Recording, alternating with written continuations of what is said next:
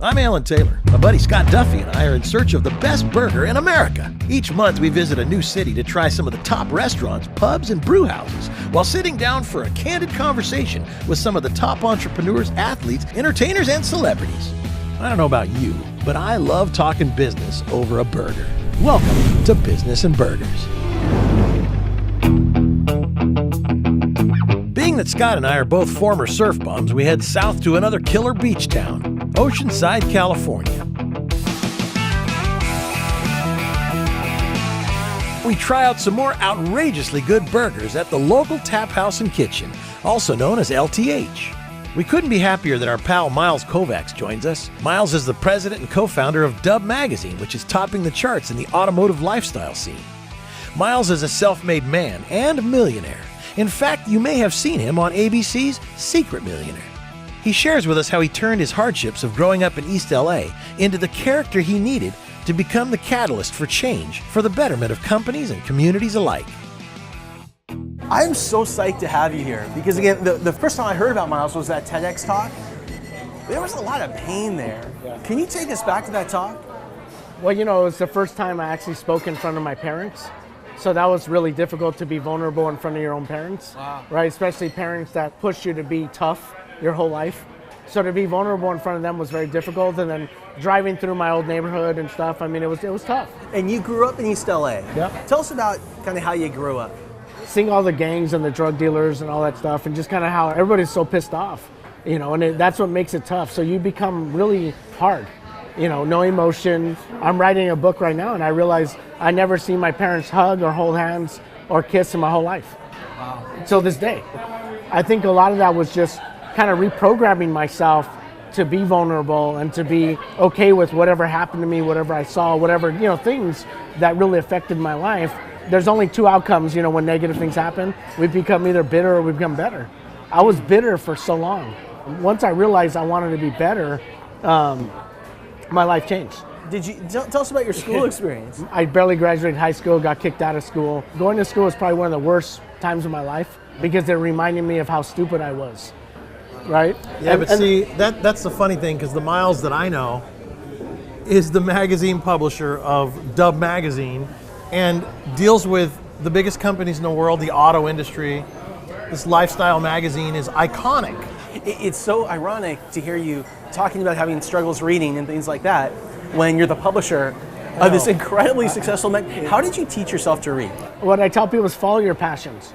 So I was passionate about lowriders. So I learned how to read by reading Lowrider magazine, not by being in school. But when I'm in these classrooms and I'm getting instructed to, I get so much anxiety, I usually leave. But how do you get over the anxiety now? You got to think about kind of the root of it. So you have anxiety, you have fear, you have, you know, nervousness. I started speaking and I was extremely nervous. I mean, really bad. I didn't want to do it. My first actual engagement where I spoke was in front of 200 GM employees for General Motors. And they said, you know, go up there and speak. And I was just like, no way. Like, I can't. All I was thinking about that time is, what if they don't like me? What if they think I'm stupid? What if they think I'm ugly? What if the big monitor falls down? What if my, you know, mic turns off? Whatever it is, right? That's all I thought about the whole time, and that made me extremely nervous. Well, extreme nervousness is caused by selfishness. We're only extremely nervous when we're only thinking about ourselves. So what I do now is I think about everyone there that I'm trying to spread a message to, or help, or give them tools, or guide them. So it's not about me. Once I transitioned my life from being just about me to everybody else, my nervousness went away. Yeah. Right? So I want to get back to where this man got started.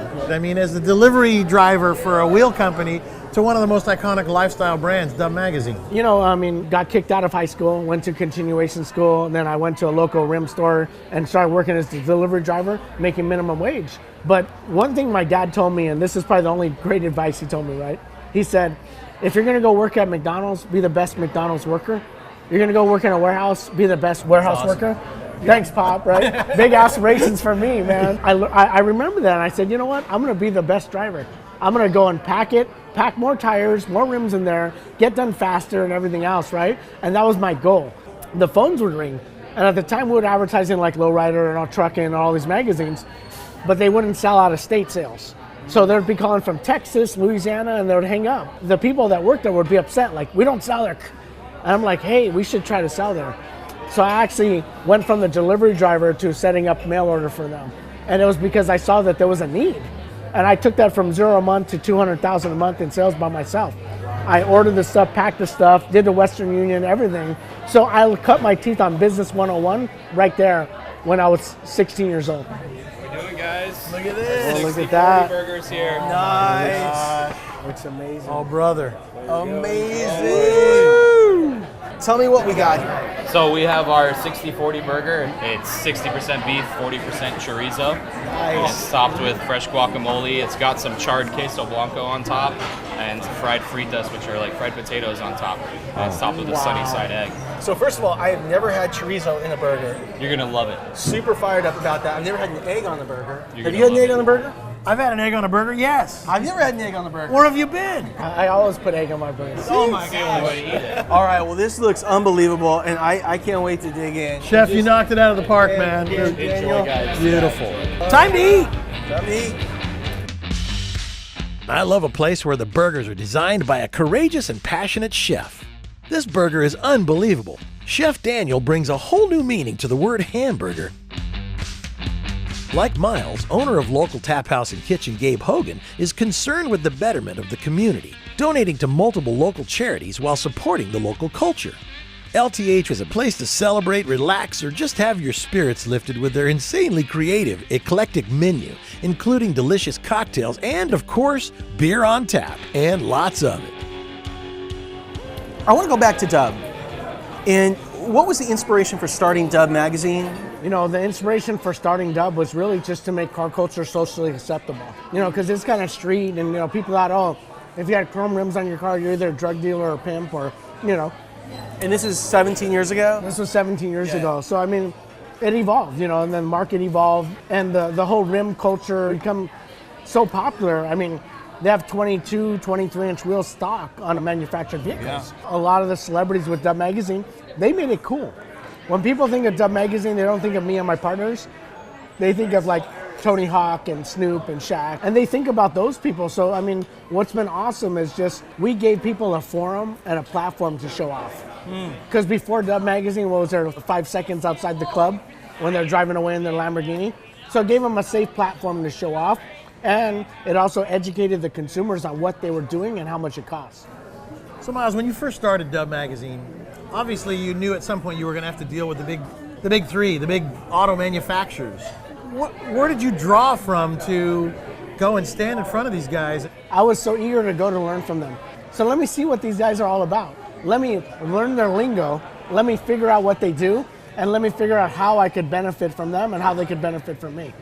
So one of the things that I took away from the first meeting was, besides just getting like kind of thrown out of there and, hey, we would never do anything with you as long as we live, was I went and got all of their reasons why they weren't going to do business with us. And I came back 3 weeks later with solutions for all their excuses.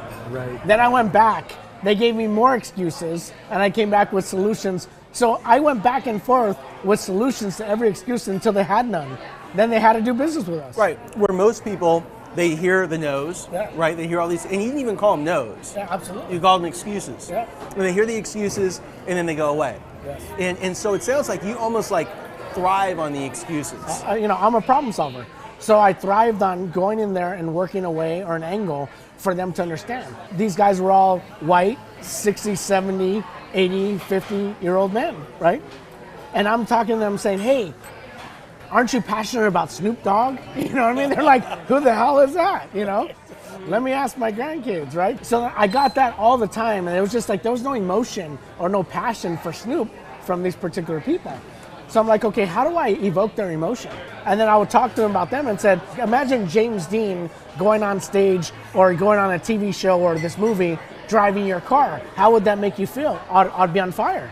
I said, well, that's the way these consumers in the younger generation feel when Snoop's driving your car on stage. So the connection that you have with all magazines lately is that the industry continues to evolve, right? So how did you evolve with that using technology? Well, technology makes you more efficient for sure, but it's what you do with that technology, and then also what you're going to do. What's your ego going to do? Do you need that big building? Do you need that big sign? Or are you going to operate with no office out of your house? With all the technology today, you could run an operation from everyone working at their home through, all these different technologies. I mean, you could see people every day. And most importantly, I mean, you don't really meet that many people face to face anymore. It's such a good point, and we hear it so often that, you can work out of your house. You can be effective having a distributed team. But I think that sometimes people still fall down on the technology side. It's kind of like, what are the things that you need to start with?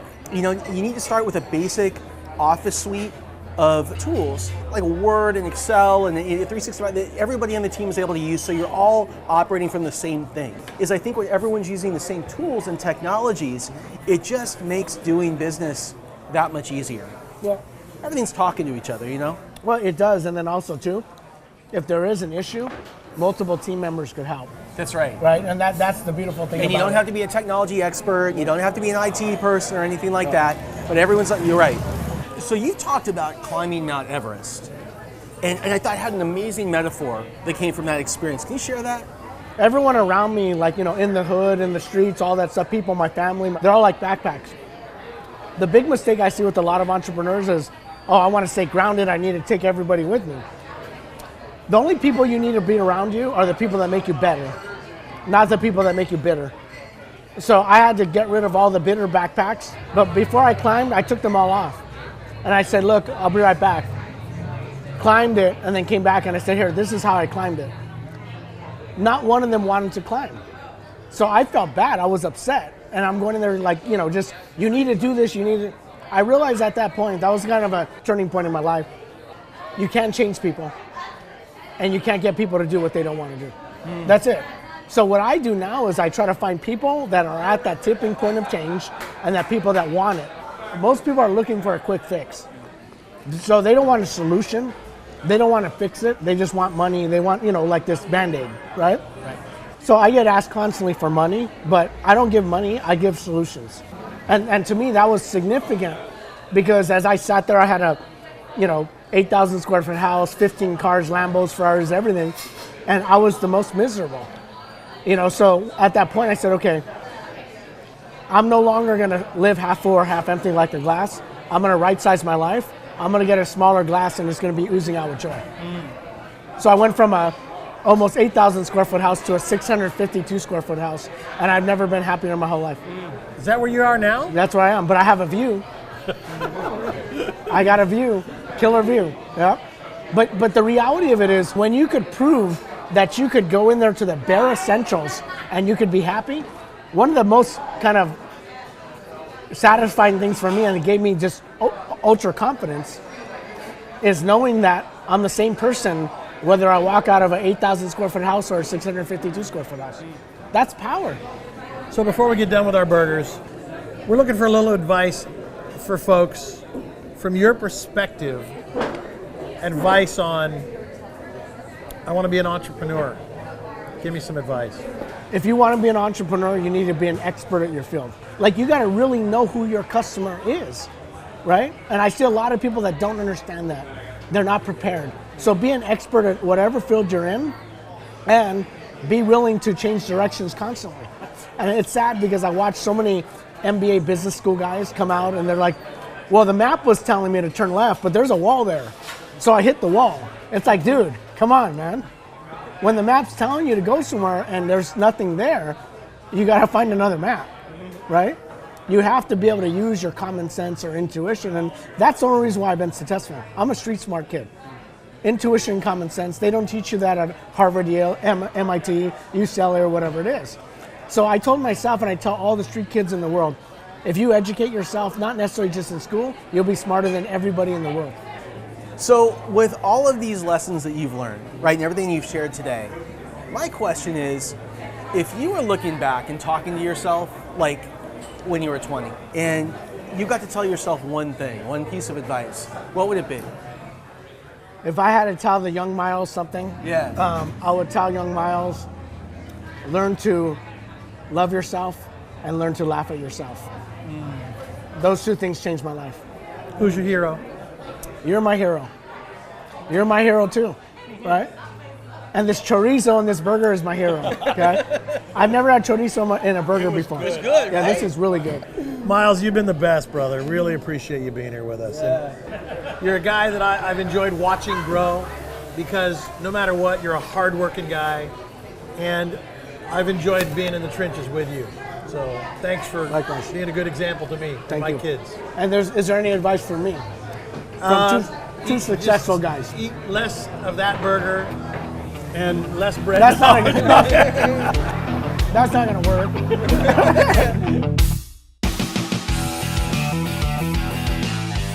I always feel inspired after seeing my pal Myles, and there's so much to take away after our sit-down. But here's some food for thought. There's only two choices when faced with negative outcomes: become bitter or become better. To be a successful entrepreneur, commit to being an expert in your field and be willing to change directions in an instant. Learn to love yourself and laugh at yourself. Along with a traditional education, learning to use your intuition and common sense will give you the edge you need in order to succeed. Next time on Business and Burgers, we head even further south to Ocean Beach, California to see what all the talk is about at the famous Hodads. Is it just hype or is it well-deserved? Joining us is Matt Theriault. After going from a successful music business to bagging groceries, Matt reinvented himself and his business to create one of the hottest real estate firms in the country. Join us next time and take a bite out of business right here on Business and Burgers.